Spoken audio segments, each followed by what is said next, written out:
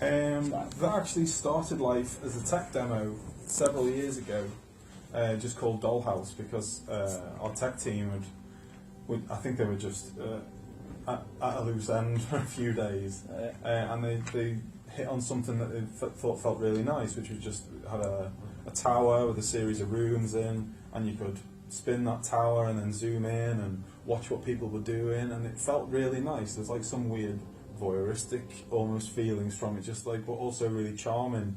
Like, all right, I'll watch this, and then you head down, and but we didn't do anything else with it. It was just a really cool camera system.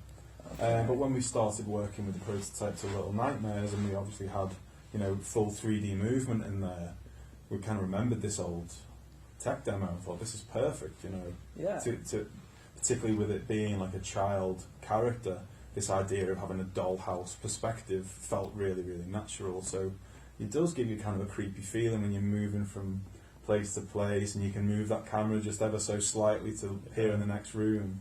Because everything is set up for each room, which means like the room transition and also the camera range is set up for each room. So it's we show exactly how far we want to show, and sometimes we intentionally not show too much to keep you like thrilled, like you don't really know what's expecting for you in the next room. Yeah. So that's you just hear it. Yeah. Yeah. So that system is really cool. Keep the player very immersed and thrilled at all times.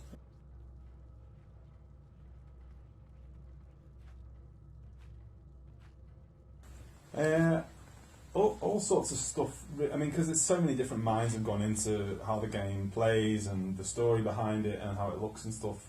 I mean, like our art director and the whole art team have been they all love this kind of style, and it's something that's been in the DNA of the studio since it began, really. They're always kind of experimenting with this kind of very twisted, exaggerated style of things to accentuate like the essence of what they represent. And so when we got the chance to make our first like original game, obviously this is something that just comes out there. We take primal fears, that you have as a kid, and then you isolate that essence, and then you just stretch them in all sorts of different ways. Obviously, in the case of the janitor, it's the arms that just become inhumanly long. Yeah. I wanted to tell like these kind of dark child's tales again. Like some of the best of the grim fairy tales, which never really end that well. The Roald Dahl tales that never really end that well. I think it means there's lots at stake then as a child, and it's a suspense adventure game, and you want to create that tension and build it until the final moment where you kind of get the payoff.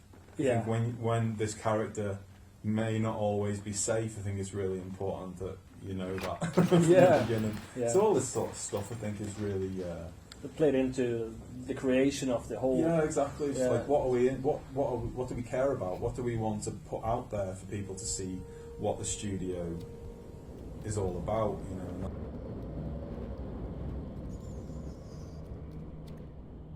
Well, it's gonna be from teenagers to adults. I think we're not doing a strong, violent game. It has never been our purpose. It's never gonna be very bloody or gory.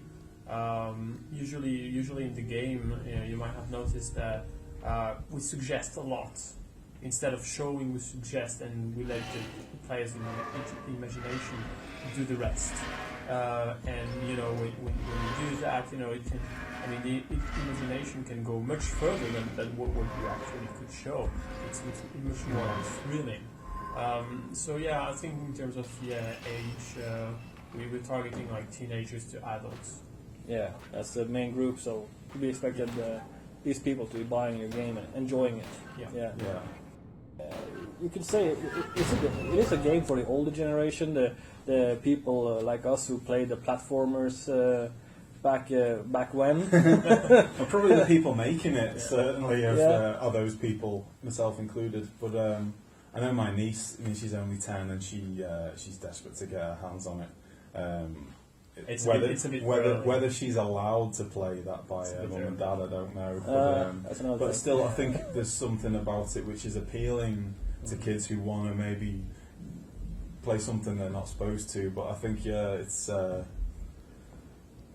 officially I think it's like 16 onwards, but who should be, you know. But I mean, like I say, these stories that we read growing up. True. That's what it shows. Yeah. We would enjoy it. I know. Yeah, exactly.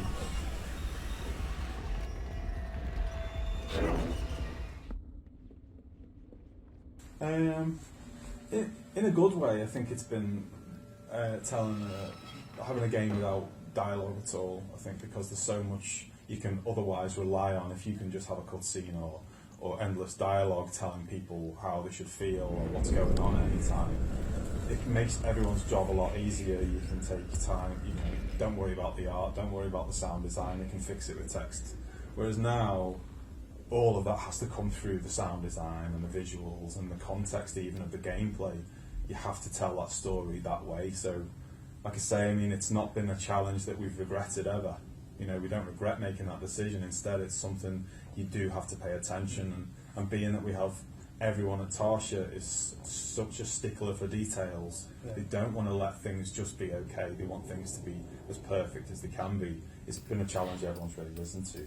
I think it's also a technical challenge at some point because, you know, the world, everything is filled with objects that you can interact with, that you can break, like you can move, you can climb on, and that's also a technical challenge to do because it requires a lot of resource to do it.